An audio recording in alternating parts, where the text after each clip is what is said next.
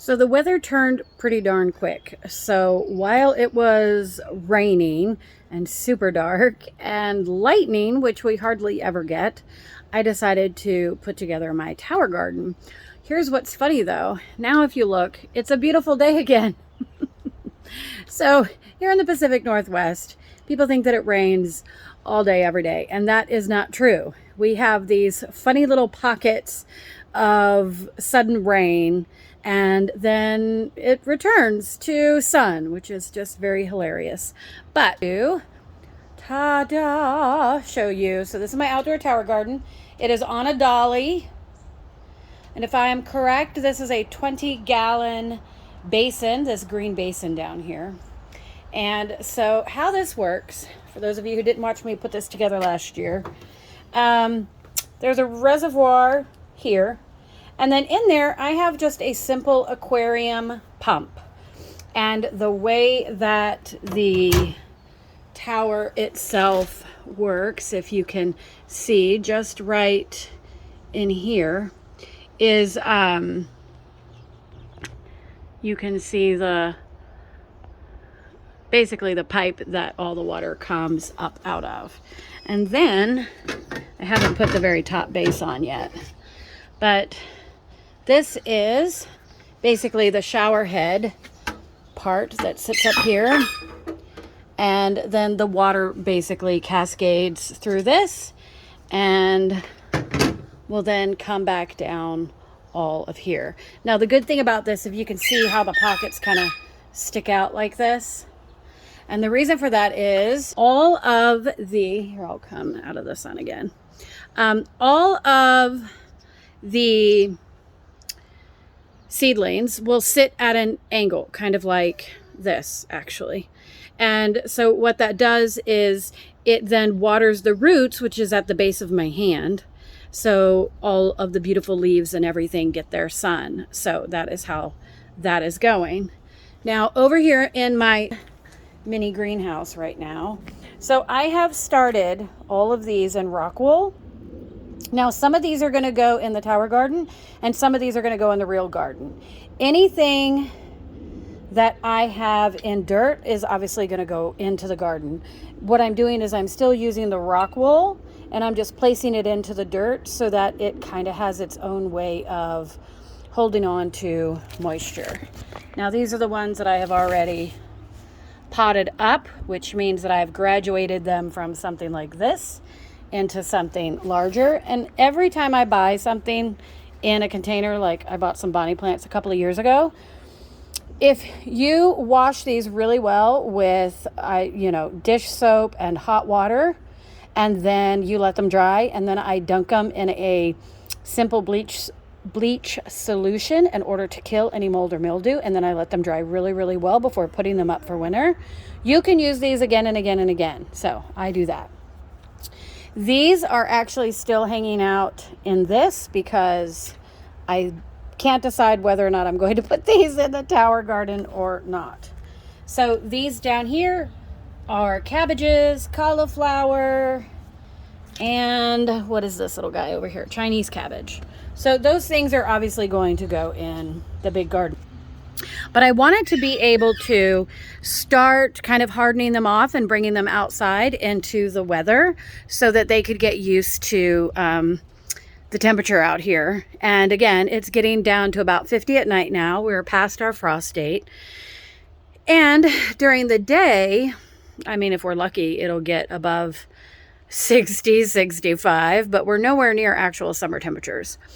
But I want to go ahead and start the outdoor tower garden because I'm toggling between the indoor tower garden and the outdoor one so that I don't have to break them all apart and clean them all at once. So in this particular outdoor one, I'm going to do hardier summer things. So I'm going to grow the okra out here. That is what I'm experimenting with this year. And then cherry tomatoes. Actually, part of my Master Gardener group, they do a plant sale every year. And because of COVID this year, we're only doing tomato plants. But they are so good that I've decided to get some miniature patio specific, really good disease resistant varieties. So that's exciting. And I'm going to try patio tomatoes here in the tower garden.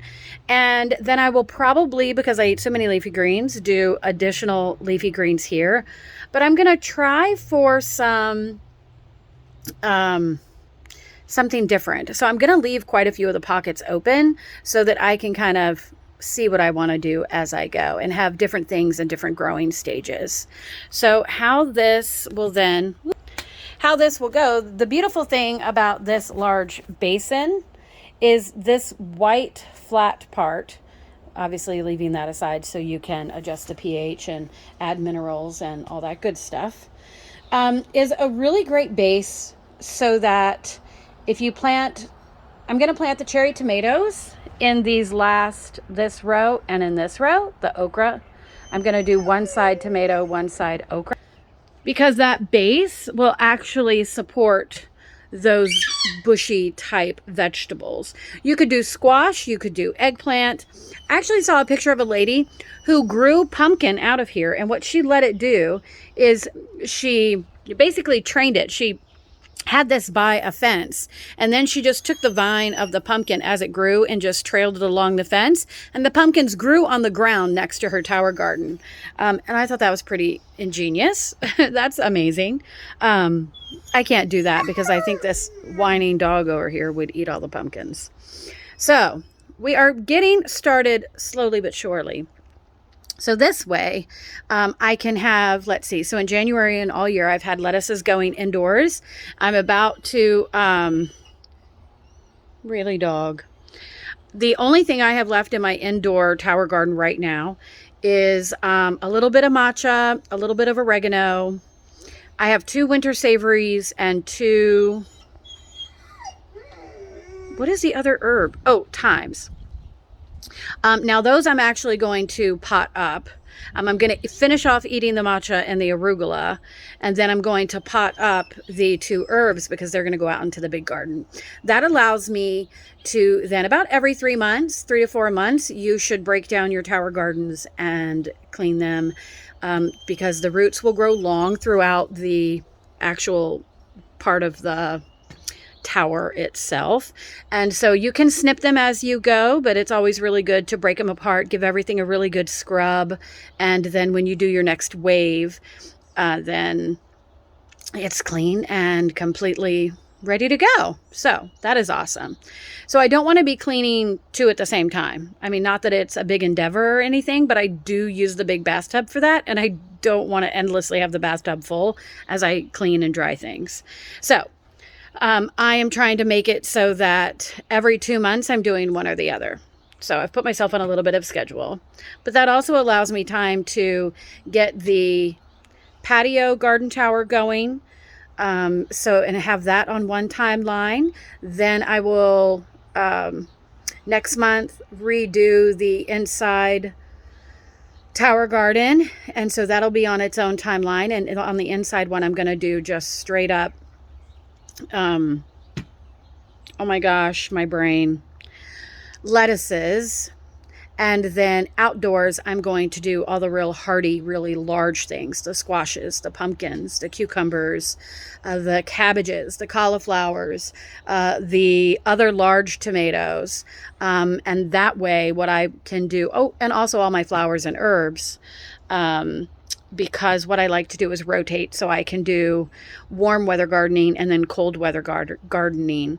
So I will then also plant winter vegetables as we get closer to fall, all the onions and the garlic and the kales and different cabbages and all kinds of good stuff to get me through. So that'll be good. All right.